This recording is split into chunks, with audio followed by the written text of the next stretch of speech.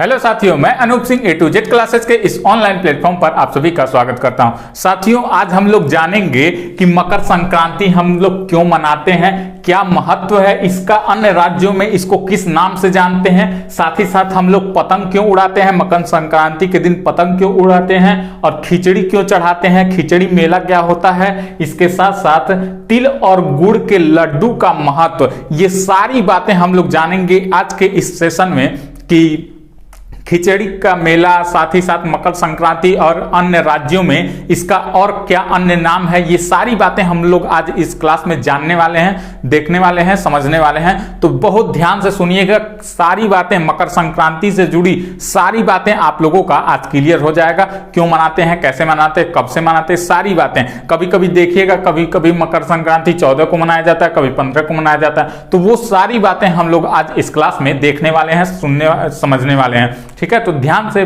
देखिएगा, बने रहिएगा पूरी क्लास में, ध्यान से सुनिएगा।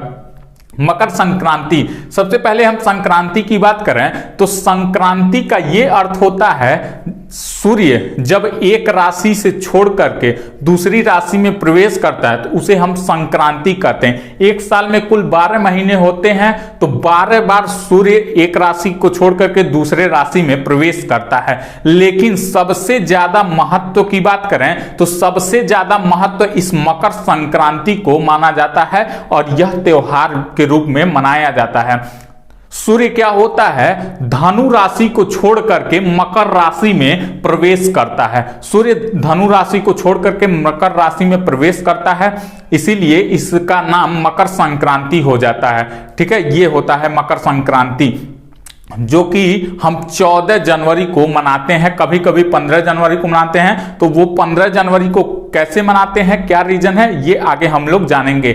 मकर संक्रांति के दिन क्या होता है कि मकर संक्रांति के दिन जब जहां गंगा और यमुना का मिलन होता है वहां पे स्नान करना पुण्य माना जाता है, सही माना जाता है, अच्छा माना जाता है। तो लोग वहां पे गंगा या यमुना के संगम पे स्नान करने जाते हैं, या फिर जो नहीं जा पाता है अपने घर पे ही जल में, मतलब पानी में गंगा जल मिला करके वहां पे स्नान करता है, जो संगम से लाया जाता है इलाहाबाद में। मकर संक्रांति के दिन देखिएगा बहुत भीड़ होती है इलाहाबाद में।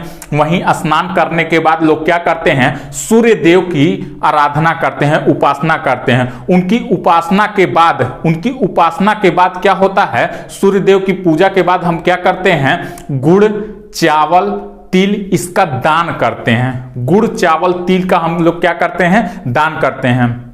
जो जहां पे रहता है वो वहां पे क्या करता है, इसका दान करता है। हम लोग भी अपने घर में देखे होंगे, करते होंगे। नहाने के बाद मकर संक्रांति के दिन सुबह सुबह नहा लेने के बाद क्या होता है, हम लोग चावल छू करके उसको दान दे देते हैं, पंडित को दान दे देते हैं, संकल्प कर लेते हैं। ठीक है, तो ये होता है दान पुण्य किया जाता है। जप उस दिन भी होता है, पंडित जी लोग आते हैं घर घर, उस दिन जप होता है। धार्मिक अनुष्ठान भी उस दिन होता है।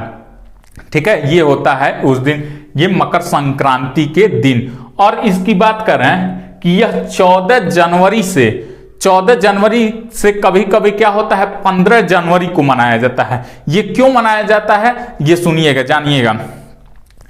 हमारा साल कितने दिन का होता है, 365 दिन का होता है, जिस साल फरवरी 28 दिन की होती है। लेकिन 3 साल के बाद हर चौथे साल में क्या होता है, फरवरी 29 दिन की हो जाती है और वो वर्ष 366 दिन का हो जाता है। मैंने जब कैलेंडर वाला क्लास पढ़ाया था तो उसमें बताया था कि वो मलमास का महीना होता है, तो एक महीना आगे चला जाता है तो वो मलमास लगता है। तो ये मैंने बताया था। तो वो क्या होता है, फरवरी 29 दिन की हो जाती है। उस दिन जब फरवरी 29 दिन की जब हो जाती है तो 366 दिन का वो साल हो जाता है। तो जो लीप ईयर होता है 366 दिन, उसके एक वर्ष पूर्व क्या होता है, मकर संक्रांति कब मनाया जाता है, 15 जनवरी को मनाया जाता है। यानी अभी देखिएगा लीप वर्ष कब होगा, 2024 में होगा। तो 2023 वाला, इस साल वाला मकर संक्रांति कब मनाया जा रहा है, तो 15 जनवरी को मनाया जा रहा है। इस बार 14 जनवरी को न होकर के मकर संक्रांति 15 जनवरी को मनाया जा रहा है। ठीक है, तो यही कारण है। 15 जनवरी को मनाया जाता है। फिर अगले साल क्या होता है, फरवरी 29 की हो जाती है, मलमास लगता है, फरवरी 29 की हो जाती है और वो वर्ष लीप वर्ष हो जाता है, 366 दिन का दिन हो जाता है। ये 15 जनवरी पहली बार अगर हम बात करें तो यह पहली बार, पहले केवल 14 जनवरी को ही मनाया जाता था, लेकिन यह पहली बार 1964 में इसको 15 जनवरी को मनाया गया, 1964 में। ऐसा बहुत जगह गूगल में भी दिखा रहा है कि 2077 के बाद अब ये लगातार 15 जनवरी में ही मनाया जाएगा। 2000 गूगल दिखा रहा है, ऐसा मैं एथेंटिक पौराणिक रूप से सही नहीं मान रहा हूं, लेकिन गूगल के अकॉर्डिंग, मैं दिखाने के अकॉर्डिंग मैं आप लोगों को केवल बता दे रहा हूं कि 2077 के बाद 15 जनवरी को ही मकर संक्रांति मनाया जाएगा। ये गूगल के अकॉर्डिंग है, ठीक। तो ये तो बात हो गई 14 जनवरी और 15 जनवरी की बात है। अगर हम इसकी शुरुआत की बात करें कि मकर संक्रांति की शुरुआत कब से हुई, तो महाभारत और पुराणों के अनुसार मकर संक्रांति की शुरुआत ऋषि विश्वामित्र ने किया था और पहली बार पांडवों ने मकर संक्रांति को मनाया था। तो ये हो गया महाभारत और पुराणों के अनुसार। लेकिन धार्मिक परंपरा के अनुसार क्या कहा जाता है, हिंदू पौराणिक कथा के अनुसार क्या कहा जाता है कि देवी संक्रांति ने क्या किया था, शंकरासुर नाम के राक्षस का वध किया था। शंकरासुर राक्षस का वध किया था, तो उसके अगले दिन क्या हुआ था, हम लोग मकर संक्रांति मनाए थे। ये हो गया हिंदू पौराणिक कथा के अनुसार, ये हो गया कि मकर संक्रांति हम लोग क्यों मनाते हैं, ठीक है। सूर्य क्या होता है, उत्तरायण हो जाता है। उत्तरायण से क्या जानते हैं कि उत्तरायण क्या होता है, तो इस मकर संक्रांति को अन्य राज्यों में अलग अलग नाम से पुकारा जाता है, जाना जाता है। अगर हम अलग अलग राज्यों की बात करें कि किस राज्य में क्या नाम दिया गया है, तो सबसे पहले हम बात करते हैं गुजरात और राजस्थान में। गुजरात और राजस्थान में इसका क्या नाम है, उत्तरायण है। अभी हमने बताया सूर्य क्या होता है, उत्तरायण हो जाता है, तो इसको गुजरात और राजस्थान में उत्तरायण कहा जाता है। मकर संक्रांति को ही उत्तरायण कहा जाता है, ठीक है। उत्तरायण पे 2 दिन का ये होता है और पतंग उत्सव, अभी देखिएगा गुजरात में क्या लगा है, अंतरराष्ट्रीय पतंग महोत्सव। ये हर साल होता है पतंग महोत्सव, तो इस बार भी गुजरात में अंतरराष्ट्रीय पतंग महोत्सव का आयोजन किया जाएगा। तो 2 दिन का होता है पतंग महोत्सव। सभी लोग क्या करते हैं, इस दिन पतंग उड़ाते हैं। पतंग उड़ाना क्या होता है, शुभ माना जाता है। अब पतंग उड़ाने से एक तो देखिए एक वैज्ञानिक कारण है और एक क्या है, एक धार्मिक कारण है। वैज्ञानिक कारण की बात करते हैं तो यह मकर संक्रांति कब पड़ता है, तो यह खिचड़ी मतलब कि यह जनवरी में पड़ता है, ठंड का महीना रहता है और ठंड के महीने में लोग क्या होते हैं, कई दिन से सूर्य का दर्शन नहीं किए होते हैं। ठंड के दिनों में कई दिन तक सूर्य नहीं निकला रहता है, लेकिन इस मकर संक्रांति के दिन क्या होता है, जब सूर्य उत्तरायण होता है तो कहीं ना कहीं सूर्य भी दिखाई देता है। तो लोगों को जब सूर्य नहीं दिखाई देता है तो ठंडी के कारण उनको सर्दी जुकाम आदि हो जाते हैं। लेकिन जब सूर्य उत्तरायण होता है तो पहली किरण क्या मानी जाती है, पहली किरण उसकी ऐसा माना जाता है कि वह औषधि का काम करता है। तो वह औषधि का काम करता है, इसीलिए लोग धूप में क्या करते हैं, पतंग उड़ाते हैं। दिन भर लोग उड़ाते रहते हैं, तो सुबह से लोग पतंग उड़ाने में लग जाते हैं। तो वो जो रोशनी होती है, सूर्य की जो किरण होती है, वो शरीर पर जब पड़ती है उत्तरायण होने के बाद मकर संक्रांति के दिन, तो वो क्या करता है, हमारे शरीर को विटामिन डी प्रदान करता है और बहुत ही फायदेमंद वो होता है। जब सूर्य उत्तरायण होता है तो वो रोशनी, वो किरण क्या होता है, बहुत फायदेमंद करता है। इसीलिए ये हो गया वैज्ञानिक कारण। अब अगर हम ये पौराणिक कथा के अनुसार की बात करें, अगर हम धार्मिक कारण की बात करें कि पतंग क्यों उड़ाया जाता है, तो ऐसा माना जाता है कि राम जी ने ये पतंग उड़ाया था, तो पतंग सीधे कहां चला गया था, हनुमान वो स्वर्गलोक चला गया था।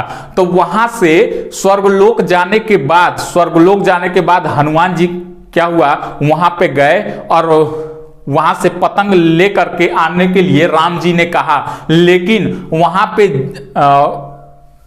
वो एक ऋषि की पत्नी के पास, एक ऋषि की पत्नी के पास वो पतंग जाके गिरा था। तो उन्होंने कहा कि ये पतंग इतना सुंदर है, मैं निश्चित ही उनसे मिलना चाहूंगी जिसका ये पतंग है। तो हनुमान जी क्या हुआ, वहां से आए और फिर राम जी से बताया कि वो आपसे मिलना चाहती हैं।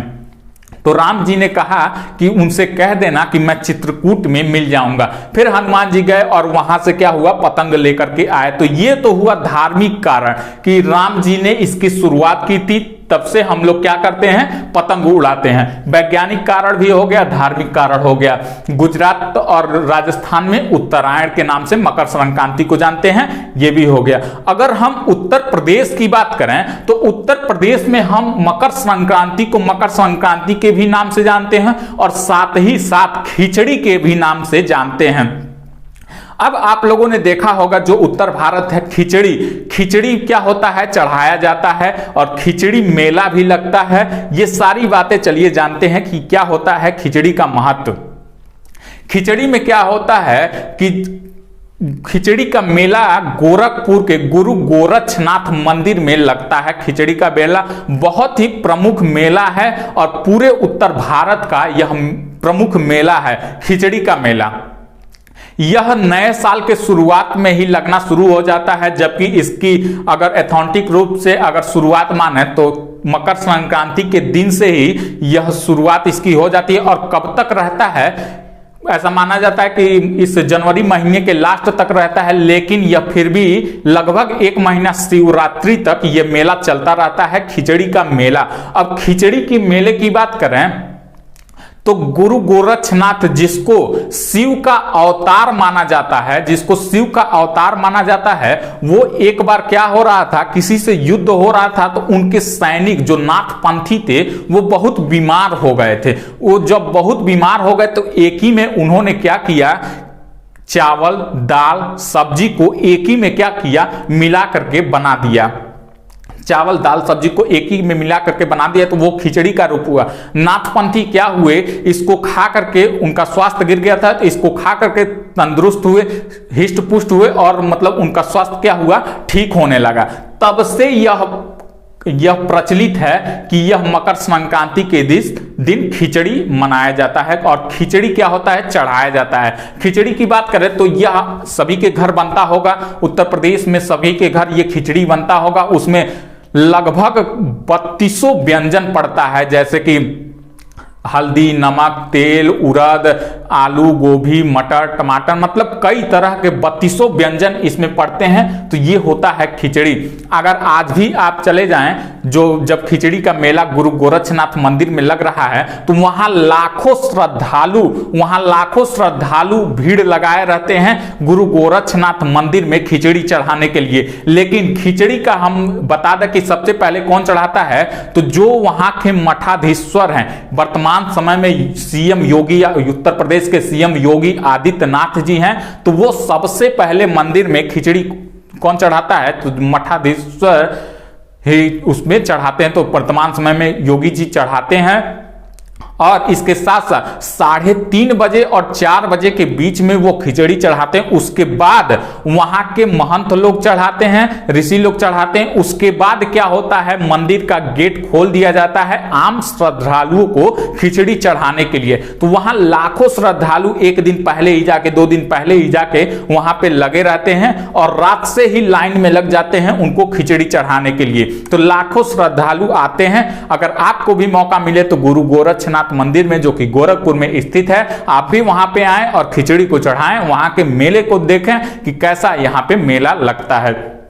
तो ये तो हो गया खिचड़ी का महत्व। अगर हम पंजाब और हरियाणा की बात करें तो पंजाब और हरियाणा में लोहड़ी कहा जाता है मकर संक्रांति को। लेकिन लोहड़ी क्या होता है, जिस दिन मकर संक्रांति है उसके 1 दिन पहले रात में होता है। इसमें क्या होता है, लोहड़ी अभी देखिएगा, अगर मकर संक्रांति 15 को है तो 14 की रात में होता है, अगर 14 की को है तो 13 की रात में होता है। तो लोहड़ी 1 दिन पहले लगता है। और लोहड़ी में क्या होता है कि सबके घर आग जला होता है, सबके घर। यह खास करके पंजाबियों का यह त्योहार है। यह लोहड़ी क्या है, पंजाबी लोग बहुत अच्छे से मनाते हैं और सब अपने घर आग जलाते हैं, उसमें कुछ आहुति देते हैं। तो यही होता है लोहड़ी। उसको मकर को क्या कहते हैं, अगले दिन को ये लोग क्या कहते हैं, माघी कहते हैं। मकर संक्रांति जिसको हम लोग कहते हैं उसको वो लोग क्या कहते हैं, माघी कहते हैं। जबकि एक दिन पहले क्या होता है, लोहड़ी होता है। इसमें लोग नाच गाना करते हैं, आपस में मेल मिलाप करते हैं। ऐसा माना जाता है कि जो पार्वती जी के पिताजी थे तो वो क्या किए थे, वो एक यज्ञ किए थे और यज्ञ में अपनी पुत्री और अपने जो दामाद हैं शिव भगवान जी उनको नहीं बुलाए थे। तो उसी के लिए क्या हुआ था, पार्वती जी यज्ञ में अपने आप को वो समाहित कर ली थी। इसीलिए वहां की बेटियों को, वहां की बहनों को क्या होता है, उनके ससुराल से मायके बुलाया जाता है, उनका सेवा सत्कार किया जाता है, उनका आदर सम्मान किया जाता है। ये होता है लोहड़ी पे। अगर उन बहनों और माताओं के बच्चे हैं तो उनको भी कुछ उपहार दिया जाता है। ये होता है वहां के लोहड़ी का महत्व। तो हम लोगों ने लोहड़ी भी देख लिया। अब तमिलनाडु की बात करते हैं कि तमिलनाडु में मकर संक्रांति को क्या कहते हैं, तो उसको हम कहते हैं पोंगल। और पोंगल ये 4 दिन मनाया जाता है तमिलनाडु का, खास करके ये तमिलनाडु का त्योहार है। लेकिन पूरे दक्षिण भारत में, लगभग पूरे दक्षिण भारत में पोंगल त्योहार मनाया जाता है। पोंगल त्योहार ये 4 दिन चलता है। अगर हम चारों दिन की बात करें तो पहले दिन क्या होता है, भोगी पोंगल होता है। इसमें क्या होता है कि इंद्र देव की इसमें पूजा की जाती है भोगी पोंगल में। जबकि दूसरे दिन क्या होता है, सूर्य पोंगल होता है। तो इसमें क्या होता है, सूर्य देव की पूजा की जाती है। और तीसरे और चौथे दिन क्या होता है, तीसरे दिन मट्टू पोंगल और चौथे दिन कन्या पोंगल होता है। ये 4 दिन लगातार चलता है और इसमें चावल की डिशेज, अलग अलग प्रकार की चावल से बनी डिशेज बनाई जाती हैं और आपस में सगे संबंधियों पड़ोसियों को बुला करके उनको खिलाया जाता है और उनका क्या होता है, खाया जाता है। ये होता है इसका महत्व। आपस में खूब प्रेम भाईचारा से क्या होता है, इसको खिलाया जाता है और खाया जाता है। ये अन्य राज्यों की बात हो गई। अगर हम असम की बात करें तो असम में इस त्योहार को, मकर संक्रांति को माघी बिहू के नाम से जानते हैं। बहुत बार एग्जाम में पूछा हुआ कि बिहू कहां का त्योहार है, तो असम का है। तो असम में माघी बिहू के नाम से इसको जानते हैं। इसमें क्या होता है, लोग नदियों में स्नान करने के बाद आते हैं, वहां से निकलते हैं और एक झोपड़ी टाइप का बनाए रहते हैं, उसमें उसको आग लगाते हैं, उसको जलाते हैं। फिर उसमें घर के परिवार के सदस्य, मित्र, नाथ, रिश्तेदार क्या होते हैं, सभी लोग अपना अपना बनाए रहते हैं। जो घर के परिवार के सदस्य हैं उसमें आहुति देते हैं और उसी आहुति को वो लोग क्या करते हैं, देने के बाद जब वो पूरी तरह से जल जाता है तो उसके एक दिन बाद, जिस दिन वो लोग जलाते हैं उसके एक दिन बाद जब राख वगैरह ठंडा हो जाता है तो वो लोग क्या करते हैं, उस राख को खेत में ले जा करके डाल देते हैं। ये सारा त्योहार जो मकर संक्रांति का त्योहार है ये भी खेत से संबंधित है। अपनी अच्छी फसल की उपज हो सके, जो लोहड़ी है ये भी अच्छी फसल की उपज हो सके। साथ ही साथ एक फसल ये लोग काट लिए होते, दूसरी फसल लहलहा रही होती है। इसलिए यह सारा त्योहार क्या होता है, खेती पर डिपेंड रहता है। मतलब इसी के चलते यह मनाया जाता है। अभी वर्तमान में देख रहे होंगे कि गेहूं खेत में लगे हुए हैं और लहलहा रहे हैं, तो यही सब महत्व होता है।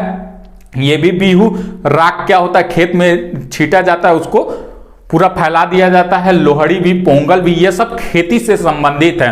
तो यह तो हुआ मकर संक्रांति, उसका महत्व। ये सारे क्वेश्चन खिचड़ी मेला, तिल गुड़, एक क्वेश्चन बच गया तिल और गुड़ का। तिल और गुड़ की बात करें अगर हम, तो सूर्य देव को क्या चढ़ाया जाता है, सूर्य देव को गुड़ चढ़ाया जाता है। वहीं इनके पुत्र को क्या चढ़ाया जाता है, जो कि शनि महाराज हैं, इनके पुत्र को तिल चढ़ाया जाता है। तो तिल चढ़ाया जाता है तो हम लोग खिचड़ी के दिन, मकर संक्रांति के दिन क्या करते हैं, ये गुड़ और तिल का भी दान करते हैं। और गुड़ और तिल से बने लड्डू, यानी जिसको तिलवा हम लोग कहते हैं, उसका भी हम लोग भोग करते हैं, खाते हैं। ऐसा माना जाता है कि पिता और पुत्र का सामंजस्य बना रहे और हमारे शरीर में सूर्य भगवान और शनि देव का ये संतुलन बना रहे, इसीलिए हम लोग क्या करते हैं, तिल और गुड़ के लड्डू खाते हैं। तो यह तो हो गया, यह सारे क्वेश्चन जो मैंने यहां पे लिखा था वो एक एक करके आप लोगों को बता दिया। सारी बातें जो मकर संक्रांति से संबंधित है और अन्य राज्यों में किस नाम से जाना जाता है इसको, ये सारी बातें मैंने बता दिया आप लोगों से। अगर आप लोगों को यह वीडियो अच्छी लगी हो तो वीडियो को लाइक कीजिएगा, शेयर कीजिएगा, और अभी तक जो लोग नए हैं, जो लोग नए इस वीडियो को देख रहे हैं और अभी तक चैनल को सब्सक्राइब नहीं किए हैं, वो इस चैनल को सब्सक्राइब कर लेंगे। धन्यवाद साथियों।